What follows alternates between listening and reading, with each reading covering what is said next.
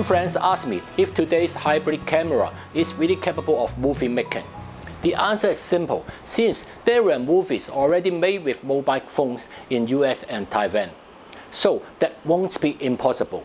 Maybe if you want better quality and rooms for adjustment, the 10-bit 422 compressed video is recommended.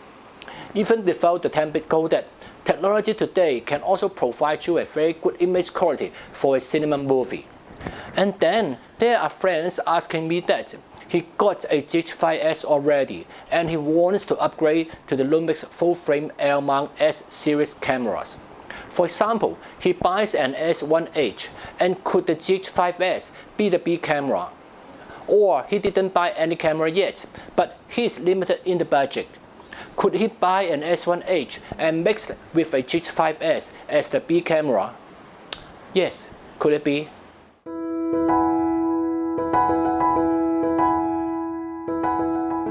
I've borrowed an S1H from the Hong Kong agency for testing months before. At the time, the camera still didn't equip with the firmware for RAW filming. I just test with the compressed H.264 format. By the way, Panasonic just announced that all its S-series cameras can shoot RAW movies now. The only difference is that while the S1H shoots Blackmagic RAW, S1, S1R, and the S5 is shooting ProRes RAW. Actually, there are differences between these two RAW formats, and I will have a review for this topic on another episode. Before we go to study if this camera can work together as A and B combo. And of course, I have a review before with the GH5s. We have to study the performance of the S1H first. The first thing I would like to check is the resolution.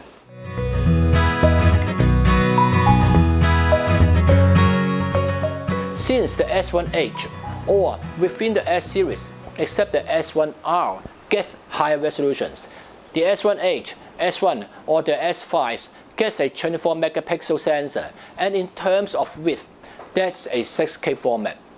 The high resolution will be 6K, actually should be 5.9K. They can shoot 4K also. The difference is, for the 5.9K, the imaging method should be pixel to pixel. For the 4K, if that is not under the crop mode, then it must be oversampling. Theoretically, 5.9K should have a better resolution than 4K. Nevertheless, I've mentioned before that if a low resolution image is compressed from a high resolution with the oversampling method, the image could be a bit sharper. Or we compare with our naked eyes, there seems no difference between the 5.9K and the 4K image. Even the images were enlarged by 4 or 5 times, still seem not any advantage from the 5.9K image. Sure, shooting RAW is another case since it didn't compress any longer. So if you want a full sensor width image, you must shoot 5.9K. The 4K would then be in APS-C format. Or speaking in another way, if you want a 4K image with the whole sensor width, it must be in compressed video format. But I really found that there isn't any big difference between the 5.9K and the 4K images, and they also get similar sharpness performance. Then you may ask, when should I shoot 5.9K or 4K? Firstly, I would say that there is really a resolution difference between the 5.9K and 4K RAW. For the compressed video, if you are filming shots for computer graphics, 5.9K of course will be better. But in normal condition, 4K is indeed enough. One more thing to be concerned about, for this firmware, shooting 5.9K gets only 10-bit 420. Does 10-bit 420 really worse than 10-bit 422 a lot? Difference may occur if there is extreme color correction, but for normal handling, 10-bit 420 is okay.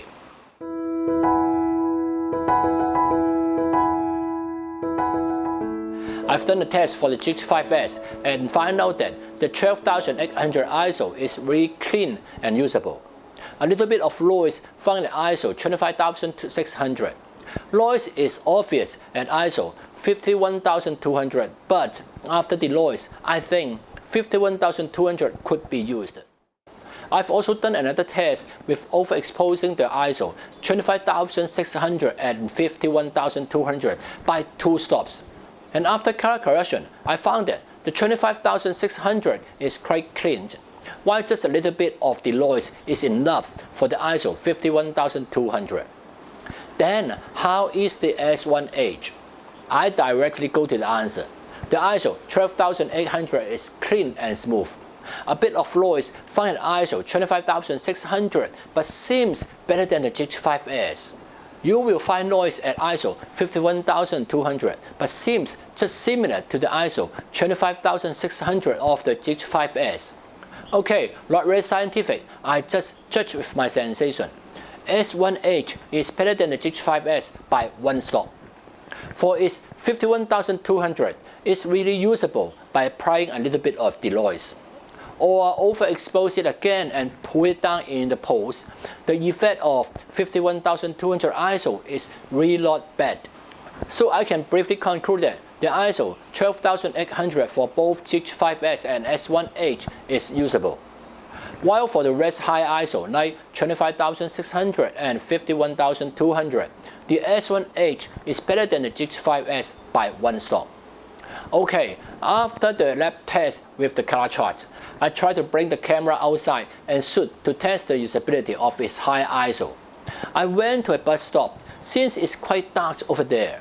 Plus, there was another disadvantage over there. The place is overwhelmed with heavy yellow light, which is quite abnormal. But after color correction, for this modern camera, especially under 10bit.422, you can pull back to a very normal ambient lighting. I think it will increase our confidence during filming that no matter how weird the location lighting is, you can rectify it in post-production. Then, let's see the ISO performance. I filmed it with both 5.9K and 4K, and 1 stop over for 25600, 2 stop over for 51200 to see its result. I noticed that even in such high ISO, no detail is lost. Compared to those cameras of 3 to 4 years ago, the clarity would be highly affected under such high ISOs. But today's camera won't happen again. And if you overexpose a bit and pull down back in the post-production, such high ISOs are really usable, and no noise could be found. Plus, there isn't any loss of detail, so I can conclude that the high ISO of 25600 and 51200 of the S1H are really usable in actual filming. But I also want to ask, is there really such a need for using so high ISO in filming? Anyway, equipment with better performance may give us more flexibility. But back to the comparison of GH5s again. When using extreme high ISO, there is noise in those extreme underexposed area of the GH5s, but S1H performs a bit better. S1H doesn't show any pattern noise as the GH5s in those extreme dark area.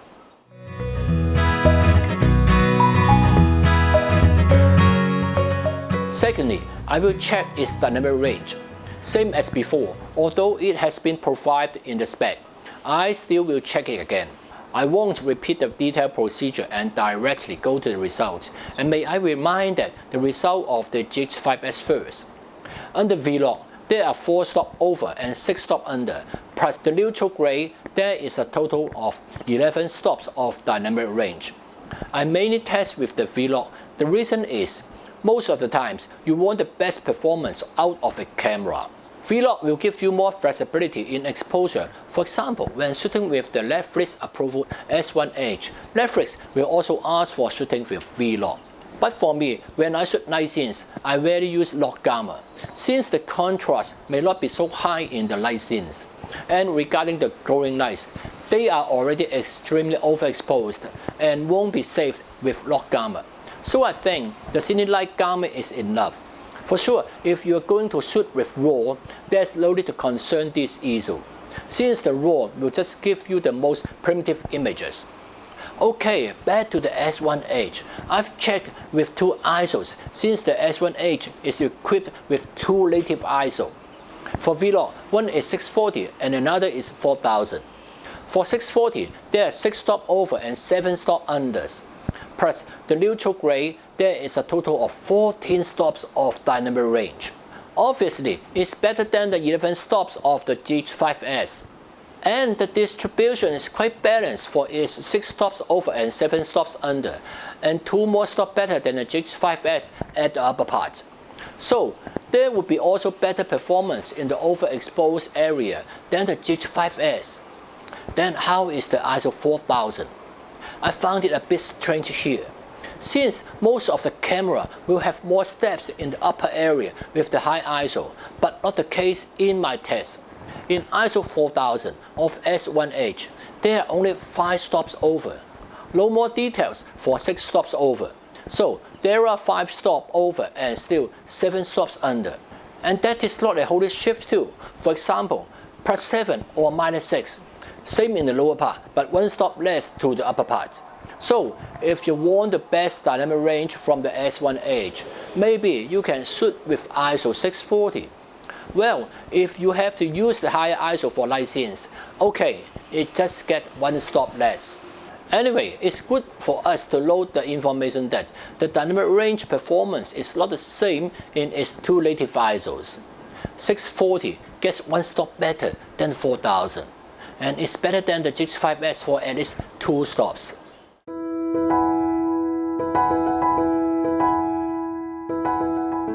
Then it comes to the test of latitude. Although we know our camera may have a very good dynamic range, the reality is our target exposure may not fit in the sweet zone during the actual filming. For example, I get 14 stops of dynamic range. You must have a corresponding situation for exposure to get all these 14 stops. But in actual filming, our subject may not sit in this sweet zone all the time. So just knowing the dynamic range is not enough. The important is how to expose to achieve the best dynamic range, and that is the control of latitude. Again, I skip the steps and go to the results directly. It is quite amazing that there are 5 stops over. That means you can pull down for an image that 5 stops overexposed back to a normal image. For underexposure, it seems you can rectify an image with 5 stops underexposed. But of course, there was noise since it was 5 stops underexposed. But compared to the GH5s, it is for sure a bit better. For the GH5s, the latitude is +3 and -4. You can't rectify a 5 stops under image from the GH5s.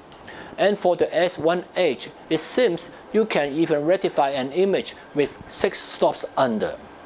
But I don't think it can be used since there is already fixed pattern noise. Such pattern noise is really hard to remove. Nevertheless, this performance is still very impressive. But in my opinion, the best latitude would be +4 and -4, and still better than the GH5s by 1 stop. And finally, you may find that a full frame sensor really gets better dynamic range and latitude than the M4 sensor.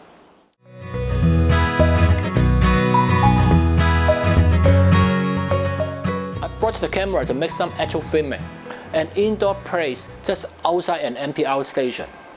An f/22 aperture is needed for a correct exposed sunshine area, and for the shadow areas, f2.8 is an ideal aperture. That's the actual filming. If we can't film with artificial light, this scene will be very contrast. For the shadow area, f2.8 is an ideal aperture, and f/22 is needed for the sunshine area. The difference is 6 stops. The result for this 6-stop difference is when 2.8 is used, the sunshine area will be totally overexposed, or the f/22 is good for the outside but nearly silhouette inside. So how if my subject is located in the in-between place? How should I expose it? Now, I apply the concept of latitude control for exposure. The difference is now 6 stops, and I try to put it in the middle. My new aperture will be 8, which is 3 stops away from both 22 and 2.8. And after I correct this f8 image, you will find that both the shadow or the sunshine areas can still remain the details. It is because the originally over by 6 stops sunshine area, it was now just over by 3 stops, well within the latitude range, so I can preserve many details. Same as in the shadow area, since we can have even a 6 to 5 stop under of latitude.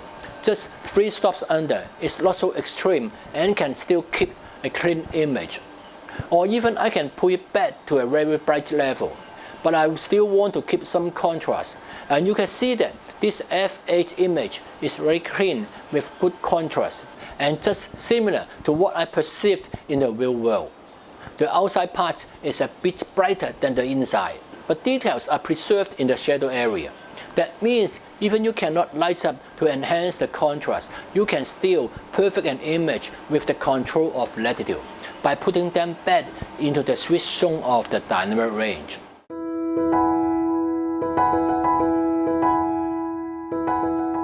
So, after studying the S1H, we come back to our topic today.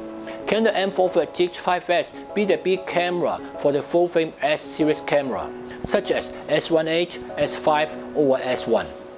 Okay, let's play a game this time, a blind test. See if you can identify which image, A or B, is belong to which camera. I've tried my best to make them as the same as possible. Or don't try to think that you can find out the difference through the depth of field, since I have used the equivalence concept to make them identical. And regarding the equivalence concept, I will share it with you in the coming days, since I found that many people get it wrong. But now, we'll try to find out which image is GH5s or the S1H.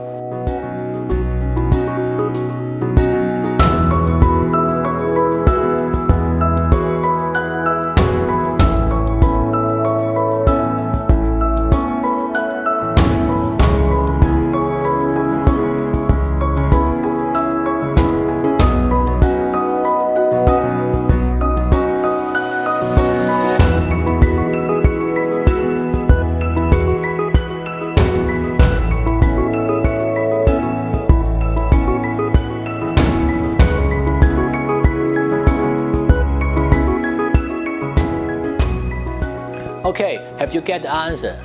Let me tell you. A is GH5s and B is S1H.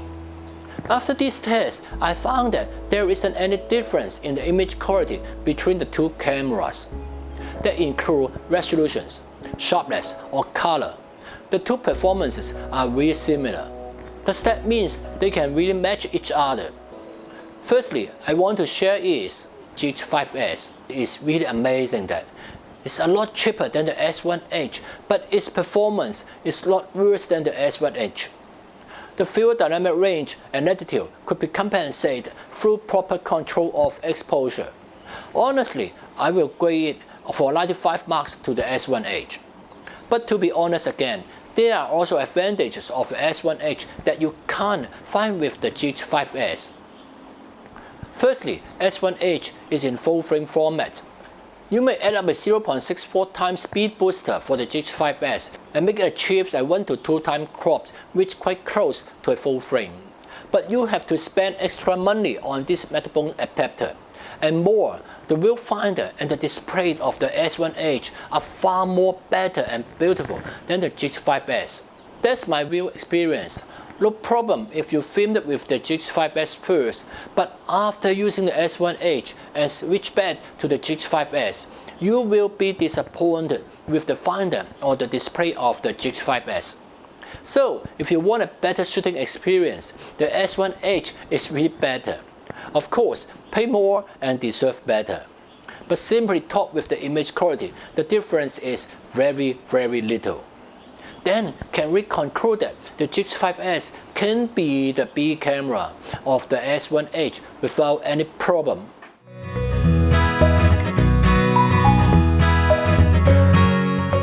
I found a problem during filming sets when dealing with glowing color. For example, by just watching the image, I couldn't know the exact color of this color light in this coffee shop, since the color reproduced from the GH5s is yellow amber, but yellow-green in S1H. Both the camera are on Viltrox gamma, and I found that they may have different interpretation over such glowing colors. That seems irreversible from different sensors, although they've got very close color science. For example, skin tones, the color of sky or leaves. The glowing or neon color gets a bit different. Or you may say that We are shooting 10-bit 422 or even RAW. Can it be rectified in color correction? Yes, you may say so, but if it involves not just one or two but many shots, it costs you efforts.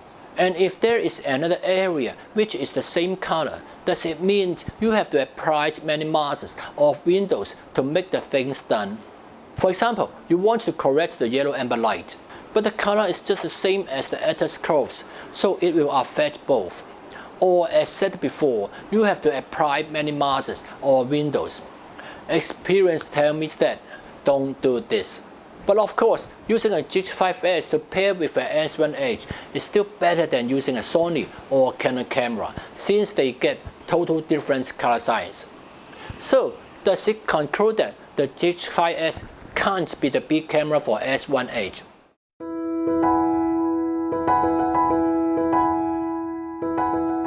Firstly, the traditional wisdom says that the best B camera is the same as your A camera.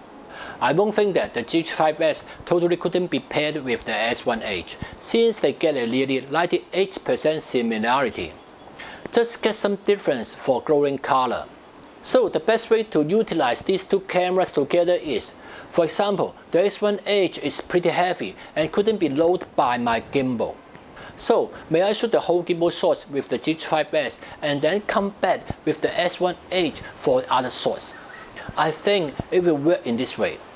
Just make sure that there won't be immediate alternate cut shots between the two cameras. I think the GH5s could be an additional camera for S1H. But that's not a big camera, since a big camera could be used together with the A camera all the time. But or you have done certain tests before, especially on those glowing color, and found that no difference at all, then you may try to pair them together.